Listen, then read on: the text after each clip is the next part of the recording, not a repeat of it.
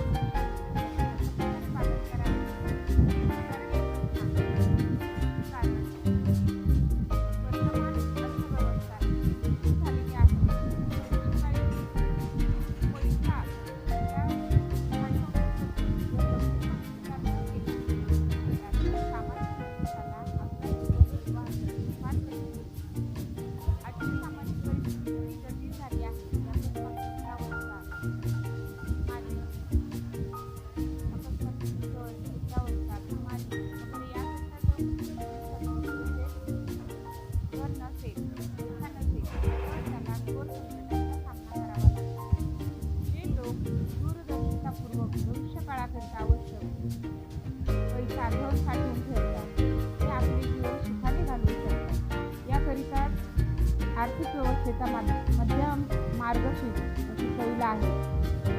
बुद्धिमान मनुष्याने असे आचरण केले पाहिजे की त्यांना निश्चित व निवांत झोप यावी.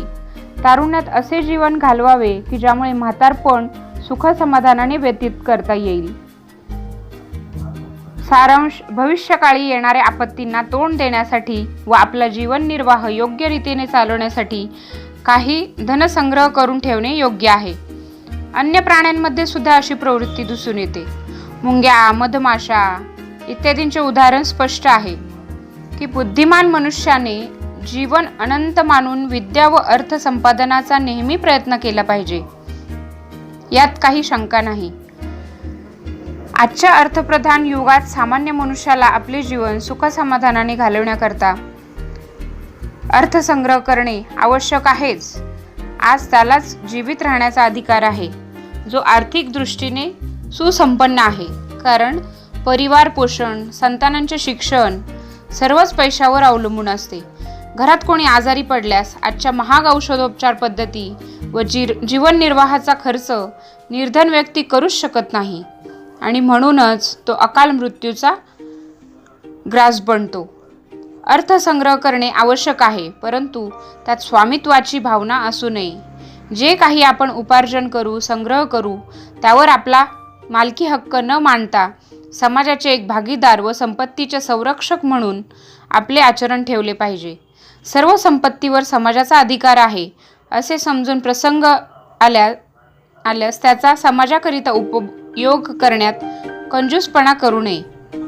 वेदाचा हाच आदेश आहे की 100 हातांनी कमवा व 1000 हातांनी दान करा. मनुष्याने अर्थोपार्जन करावे, धनसंग्रह करावा, परंतु समाजाच्या कल्याणाकरिता, पतितांच्या उद्धाराकरिता, असहाय्यांच्या सहाय्यतेकरिता, गरजू लोकांकरिता त्याच्या खुल्या मनाने उदारपणे विनियोग करावा.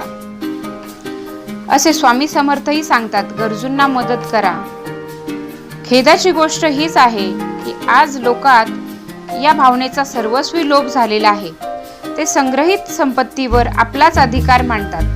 याचा अर्थ असा की ते त्या संपत्तीचा उपयोग स्वतः किंवा त्यांचे नातलगच करू शकतात. अशा प्रकारचा अधिकार मग तो एखाद्या व्यक्तीचा असो किंवा कुटुंबाचा, वर्ग विशेषचा असो अथवा संस्थेचा, हानिकारकच आहे. अशा तऱ्हेच्या स्वामित्वाचा जो परिणाम होतो त्याबद्दल श्रीमंतांच्या इथे आवश्यक वस्तू पडून सडत आहेत व दुसरीकडे त्यांच्या अभावी कोट्यावधी बेहाल आहेत, उपाशी मरत आहेत, थंडीने गारठत आहेत, उघड्यावर झोपत आहेत.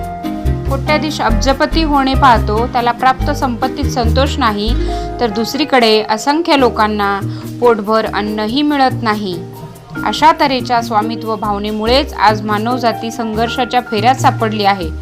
संपत्तीवर मालकी हक्कामुळेच आपसात बेबनाव, तंटे, लूटमार, संघर्ष व क्रांतीचा प्रादुर्भाव होतो.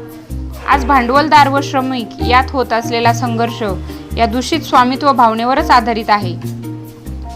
आम्ही जे काही संग्रह करू त्यावर समाजाचा हक्क मानून चालू, आवश्यकता पडल्यास त्याला समाजाच्या हिताकरिता अर्पण करू अशी भावना ठेवली तर आज पसरलेली असमानता, आर्थिक असंतुलन लवकरच दूर होईल आणि कोणालाही अभावामुळे उपाशी राहावे लागणार नाही.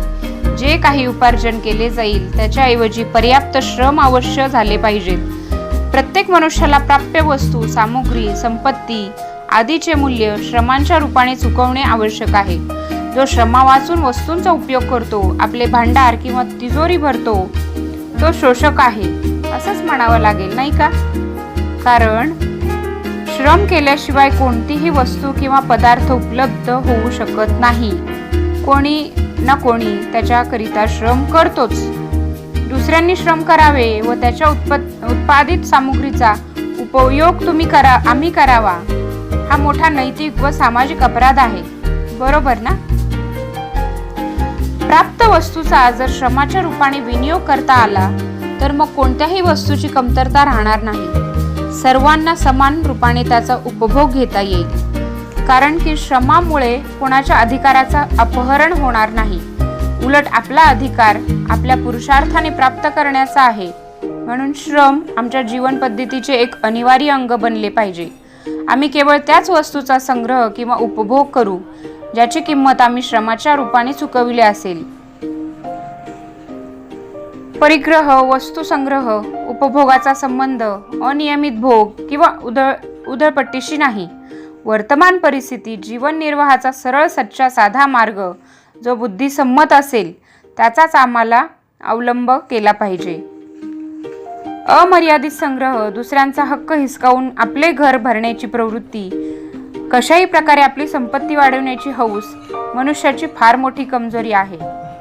अशा मनुष्यांना आपल्या स्वतःच्या व आपल्या मुली नातवाच्या भविष्याची फार काळजी असते. ते पूर्णतः भविष्याबद्दल साशंक असतात आणि आपले घर संपत्तीने जितके भरता येईल तितके भरण्याचा ते काटोकाट प्रयत्न करत असतात. या अनैतिक मनोवृत्तीचा आधार ईश्वरावर अविश्वासच असतो. ज्याला जगत चालक परमेश्वर विश्वास नाही, ज्याला आपल्या पुरुषार्थ व शक्तीचा बोध नाही, असाच मनुष्य आपल्या व आपल्या मुलाबाळांच्या भविष्याबद्दल साशंक राहून अमर्यादित संग्रह करीत असतो. स्वार्थ व तृष्णेने प्रेरित संग्रहापासून दूर राहणे हेच हितावह आहे.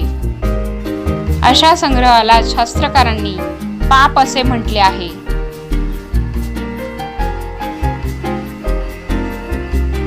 अशाच पद्धतीचे धार्मिक, आध्यात्मिक विचार ऐकण्यासाठी आपल्या चॅनलला सबस्क्राईब नक्की करा आणि हा व्हिडिओ तुम्हाला आवडला असल्यास चॅनलला सबस्क्राईब करून हा व्हिडिओ जास्तीत जास्त शेअर करण्याचा प्रयत्न करा. श्री स्वामी समर्थ. श्री स्वामी समर्थ.